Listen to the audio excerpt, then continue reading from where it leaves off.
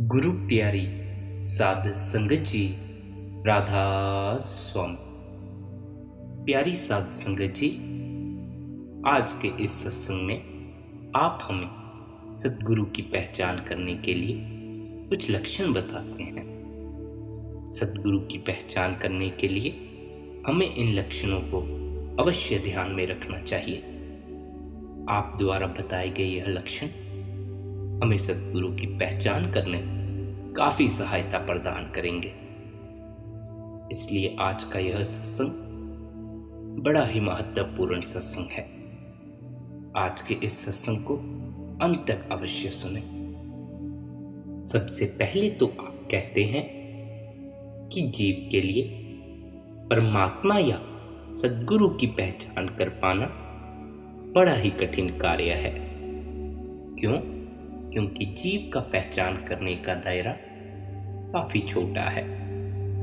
अगर जीव में पहचान सकने की क्षमता होती तो क्या धर्मों का यह उपदेश इतना मामूली है कि हर किसी में परमात्मा है? नहीं, यह बहुत ही बहुमूल्य उपदेश है।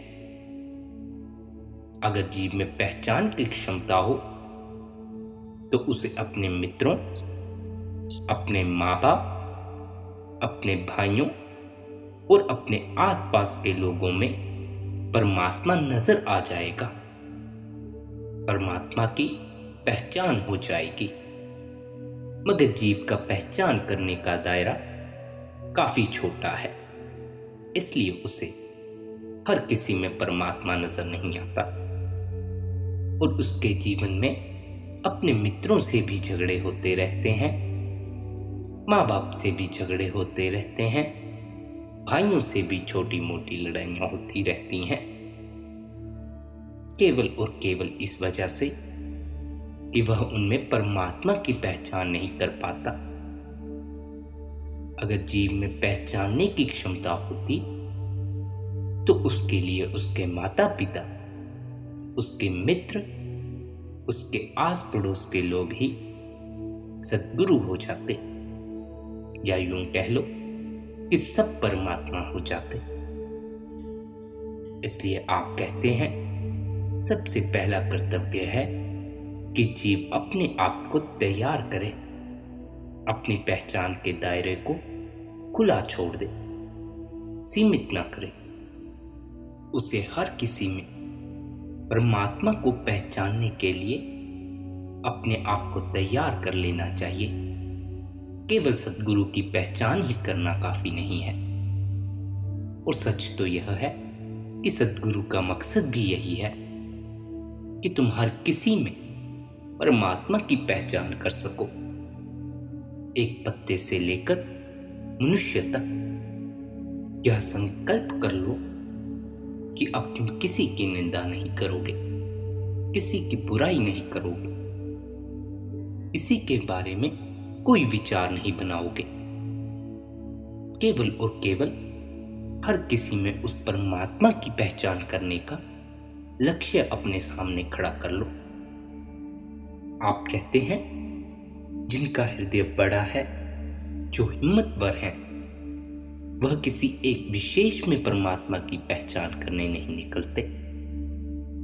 वे इस पूरे जगत में परमात्मा की पहचान करने निकलते हैं और देर सवेर उन्हें हर जगह, हर किसी में परमात्मा नजर भी आ जाता है। ऐसे जीवों को सद्गुरु के पास जाने की भी आवश्यकता नहीं पड़ती। उनके लिए पूरा जगत सद्गुरु हो जाता है। मगर जिनका हृदय इतना बड़ा नहीं कि वे हर किसी में परमात्मा को देख सकें, उन्हें सद्गुरु के पास अवश्य जाना चाहिए। और सद्गुरु की पहचान करने के लिए इन बातों को ध्यान में रखना चाहिए कि सच्चे सद्गुरु जीव की जो भी सेवा सहायता करते हैं उसके बदले में कोई कीमत नहीं लेते। वे किसी भी रूप में धन स्वीकार नहीं करते और ना ही अपने उपदेश के बदले कोई सांसारिक वस्तु लेते हैं। सद्गुरु का यह विश्वव्यापी नियम है। मगर बड़ी हैरानी की बात है, आजकल कई स्थानों पर आध्यात्मिक उपदेश के लिए बहुत सा धन लिया जाता है, जो कि गलत बात है। सद्गुरु हमेशा आत्मनिर्भर होते हैं। वे कभी अपने शिष्यों या जनता के दान पर निर्भर नहीं होते। वे अपनी कमाई स्वयं करते हैं। अगर उन्हें उनके शिष्य दान देते भी हैं तो वे शिष्य के दान को शिष्य के हित के लिए ही इस्तेमाल करते हैं। सद्गुरु कभी अपने सद्गुरु पद या आध्यात्मिक शक्ति और उपलब्धियों का व्याख्यान नहीं करते। यदि कोई व्यक्ति आध्यात्मिक विकास में सर्वोत्तम स्थान प्राप्त करने का दावा करता है तो उसका यह दावा ही इसका पक्का सबूत है कि उसने कुछ प्राप्त नहीं किया। केवल और केवल उसका अहंकार ही बोल रहा है। सद्गुरु अत्यंत विनम्र होते हैं, परंतु अपनी विनम्रता का प्रदर्शन कभी नहीं करते और ना ही लोगों का ध्यान खींचने के लिए इसका दिखावा करते हैं। सद्गुरु की पहचान का अगला लक्षण है कि सद्गुरु किसी के व्यवहार की शिकायत कभी नहीं करते। यहां तक कि यदि हम उन्हें बुरा भला कहें तो भी वे कभी गुस्से में आकर उत्तर नहीं देते और ना ही बाद में कभी कुछ कहते हैं। वे न कभी अपने जीव की कठिन परिस्थितियों की चर्चा करते हैं और ना ही उन लोगों की बात करते हैं जो किए गए उपकार के लिए कृतज्ञ नहीं हैं, चाहे कितनी ही भड़काने वाली बातें क्यों ना हो। सद्गुरु कभी किसी के सामने या पीठ पीछे दोष नहीं निकालते और ना ही किसी को दोषी ठहराते हैं, क्योंकि उनकी देखने वाली नजर हर किसी में परमात्मा देखती है। उन्हें पता है हर किसी में परमात्मा होने का सामर्थ्य है। भले ही आज हम मन माया में उलझ गए हों, मगर हमारे भीतर परमात्मा मौजूद है। अगर हम परमात्मा होने की तैयारी कर लें तो हम भी परमात्मा हो सकते हैं। इसलिए सद्गुरु कभी किसी दोषी में भी दोष नहीं निकालते। उन्हें पता है कि अगर थोड़ी सी मेहनत की जाए तो यह भी सुधर जाएंगे। वे कभी किसी को अपशब्द नहीं कहते, ना ही कभी किसी को उनकी कमजोरियों के बारे में बताते हैं। वे सामने वाले के अवगुणों के विषय में मौन रहते हैं और उन्हें अच्छे गुणों का बढ़ावा देते हैं। अवगुणों का जिक्र केवल प्रश्नों का उत्तर देते हुए या कोई जरूरी चेतावनी देते समय करते हैं। आप कहते हैं सद्गुरु कभी किसी को सजा नहीं देते। यह भी सद्गुरु की पहचान का एक लक्षण है।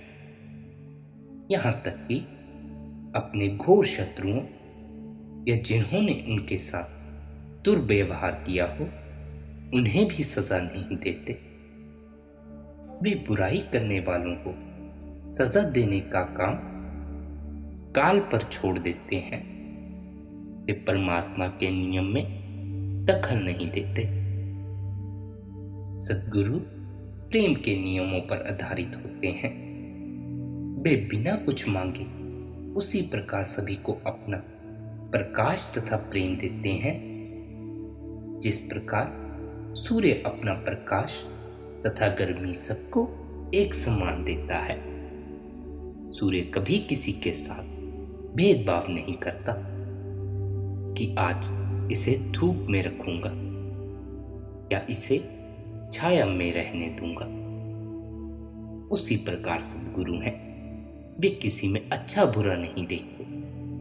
वे हर किसी में केवल और केवल परमात्मा ही देखते हैं, क्योंकि हम सब परमात्मा के ही अंश हैं। सद्गुरु कभी हठ योग की क्रियाओं का समर्थन नहीं करते। यह एक विशेष बात है। जो उन्हें योगियों से अलग करती है। वे इस बात पर बल देते हैं कि प्रत्येक व्यक्ति को अपने शारीरिक, मानसिक और आत्मिक स्वास्थ्य की ओर ध्यान देना चाहिए। उनके अनुसार शरीर को साफ सुथरा, स्वस्थ तथा बलवान रखना हमारा कर्तव्य है। वे न बहुत अधिक खाना उचित समझते हैं और न ही किसी ऐसी खाने पीने वाली वस्तु के प्रयोग की आज्ञा देते हैं जो स्वास्थ्य की दृष्टि से अच्छी ना हो। सद्गुरु कहते हैं कि थोड़ी देर के आनंद के लिए शरीर को विषय भोगों का साधन नहीं बनाना चाहिए। यदि कोई अपने शरीर को स्वयं कष्ट दे रहा है या विषय भोगों में लीन है तो वह सद्गुरु नहीं हो सकता। कुछ योगी शरीर को कष्ट देकर मन पर नियंत्रण करने की कोशिश करते हैं, परंतु यह एक व्यर्थ प्रयास है।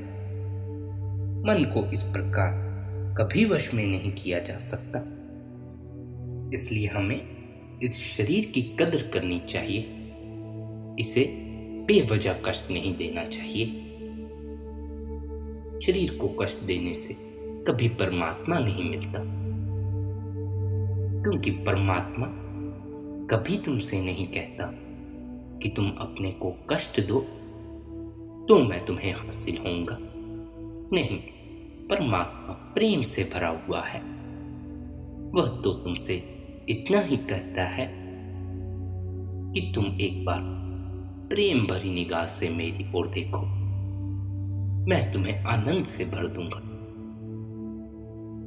आगे आप कहते हैं कि सद्गुरु अपनी जीविका के लिए कभी हाथ नहीं फैलाता। वे हमेशा आत्मनिर्भर होते हैं। सद्गुरु सदैव दाता होते हैं, याचक कभी नहीं होते। वे अपने शिष्यों को बेकार बैठने और भीख मांगकर जीविका चलाने की आज्ञा नहीं देते। इसलिए जब हम किसी को अपनी जीविका के लिए भीख मांगते या अपनी आध्यात्मिक शिक्षा के लिए धन लेते हुए देखें तो हमें समझ लेना चाहिए कि वह सद्गुरु नहीं है। यहां तक कि वह किसी सद्गुरु का शिष्य भी नहीं हो सकता। गुरु नानक साहिब कहते हैं, जो ईमानदारी से जीविका कमाता है और उसमें से कुछ दान में भी देता है, वह सच्चे मार्ग का ज्ञान प्राप्त करता है। सच्चे सद्गुरु चमत्कार द्वारा लोगों का ध्यान आकर्षित नहीं करते, जबकि आजकल देखने को मिलता है बहुत से गुरु चमत्कार करते हैं और अपनी संख्या बढ़ाते जाते हैं, और जीव भी परमात्मा के भाने में रहने की बजाय चमत्कारों के पीछे भागता है। किसी को बीमारी लग गई तो चले चमत्कारी गुरुओं के पास, मगर वह यह नहीं सोचता कि परमात्मा उसका कोई कर्म कटा रहा है। उसे परमात्मा के भाने में राजी हो जाना चाहिए। नहीं, जीव भी आजकल चमत्कारों के पीछे लगा हुआ है। सच्चा सद्गुरु किसी विशेष कारण से चमत्कार कर सकता है, परंतु इसे लोगों से गुप्त रखा जाता है, पता भी लगने नहीं दिया जाता।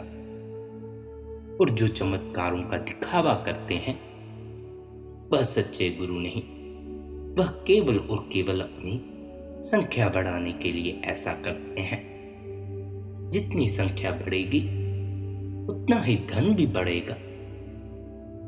सच्चे संतों का यह अटल नियम है कि वे शिष्य इकट्ठे करने के लिए कभी चमत्कार नहीं करते।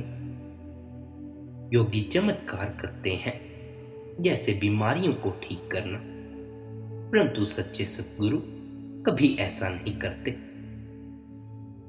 वह जीव को उसके कर्मों का हिसाब किताब भुगतने का मौका देते हैं।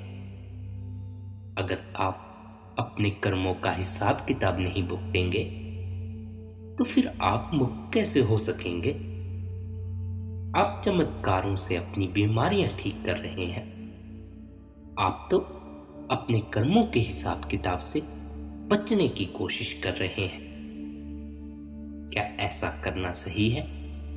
बिल्कुल भी नहीं। इसलिए सद्गुरु किसी की बीमारियां ठीक नहीं करते, और अगर करते भी हैं तो किसी बड़े ही विशेष अवसर पर करते हैं, मगर उसके बारे में भी किसी को पता नहीं चलता।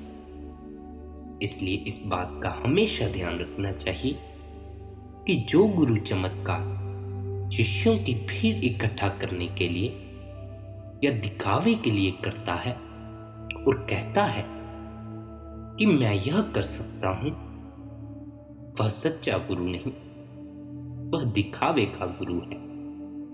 सच्चे गुरु ने अगर आपकी बीमारी ठीक कर भी दी तो उसका आपको भी पता नहीं चलेगा।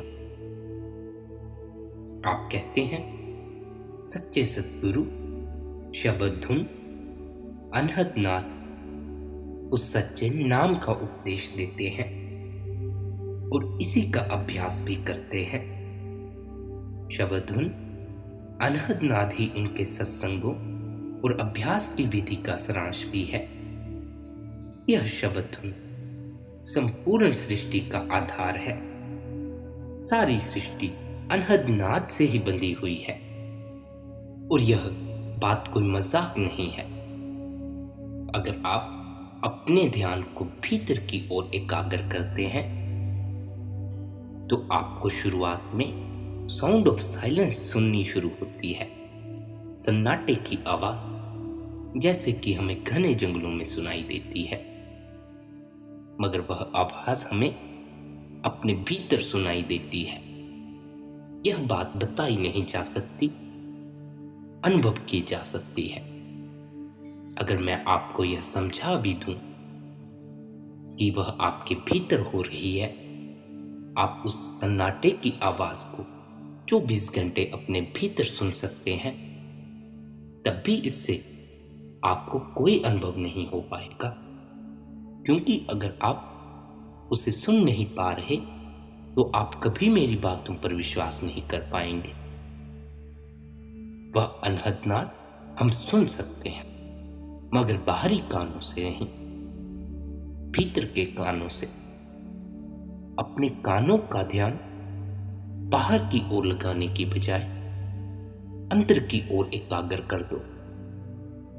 जब तुम पूरी तरह शांत हो जाओगे तब तुम्हें वह सन्नाटे की आवाज सुननी शुरू होगी।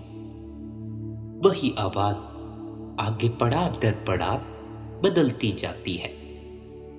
इसी को अनहद नाद कहा जाता है, मगर यह लफ्जों की बात नहीं, लफ्जों से समझ नहीं आ सकता, अनुभव किया जा सकता है।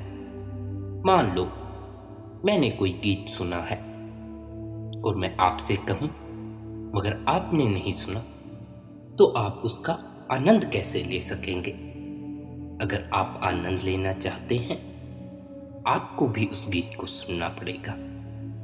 उसी प्रकार अगर आप अनहद नाद के बारे में जानना चाहते हैं तो मेरे कहे या गुरुओं के कहे, किसी और के कहे आप कभी नहीं सुन सकते, क्योंकि लफ्ज उसे बयां ही नहीं कर सकते। उसे आप अपने अनुभव से ही सुन सकते हैं। इसीलिए सच्चे सद्गुरु शब्द धुन को संपूर्ण सृष्टि का आधार बताते हैं। यह सद्गुरु के जीवन का, उनकी दिनचर्या का मुख्य अंग है। यही वह उच्च कोटि का सार है जिसके बारे में सद्गुरु हर समय बात करते हैं। यदि कोई व्यक्ति शब्द धुन या अनहद नाद का प्रचार और अभ्यास करता है तो यह उसके सद्गुरु होने का सबूत हो सकता है, परंतु इस सबूत को ही अंतिम नहीं माना जा सकता। इसके विपरीत यदि कोई व्यक्ति न इसका प्रचार करता है, न अभ्यास करता है, और ना ही अपने प्रवचनों में इसका वर्णन करता है, तो यही एकमात्र पक्का सबूत है कि वह सच्चा सद्गुरु नहीं। शब्द अभ्यास सभी संतों का विश्वव्यापी उपदेश होता है। जो लोग सद्गुरु होने का ढोंग करते हैं या जो विधियां हमें उच्च मंडलों के मार्गदर्शन का विश्वास दिलाती हैं, उन सब के लिए शब्द धुन अनहदनाद मुख्य कसौटी समझें। यदि शब्द धुन उनकी पत्ती का सार नहीं है तो समझें उनके पास कोई रूहानियत नहीं है। आगे आप कहते हैं, यदि कोई योगी या अन्य व्यक्ति जो सद्गुरु होने का दावा करता है यह उपदेश देता है कि ब्रह्मलोक आध्यात्मिक लोकों में सबसे ऊंचा लोक है और ब्रह्म ही परम ईश्वर है, तो आप निश्चित रूप से समझ लें कि वह सद्गुरु नहीं है, क्योंकि ब्रह्मलोक यानी त्रिकुटी आंतरिक मंडलों में केवल दूसरा मंडल है, जबकि ऊपर की ओर बढ़ते हुए इस लोक से ऊपर 6 मंडल और हैं। हर ऊपरी लोक नीचे वाले लोक से उच्च और विशाल है। ब्रह्मांड की इस व्यवस्था में ब्रह्म त्रिकुटी का शासक है और 3 लोकों का स्वामी। वह परम सत्ता के अधीन एक कार्य करता है। इन लक्षणों को ध्यान पूर्वक अध्ययन करने से आप ढोंगी गुरुओं के धोखे से बच सकते हैं। सद्गुरु होने का दावा कर रहे किसी व्यक्ति का यदि आप कुछ समय के लिए ध्यान से निरीक्षण करें तो आपको कहीं ना कहीं अवश्य पता लग जाएगा कि वह ढोंगी है या नहीं। सच्चा सद्गुरु हमें हमेशा अपनी लीव को अनहदनाद या शब्द धुन से जोड़ने का होगा देता है, क्योंकि उसे पता है कि यही केवल एक सत्य है। इसके विपरीत और कुछ भी हमें उस मालिक से नहीं मिला सकता।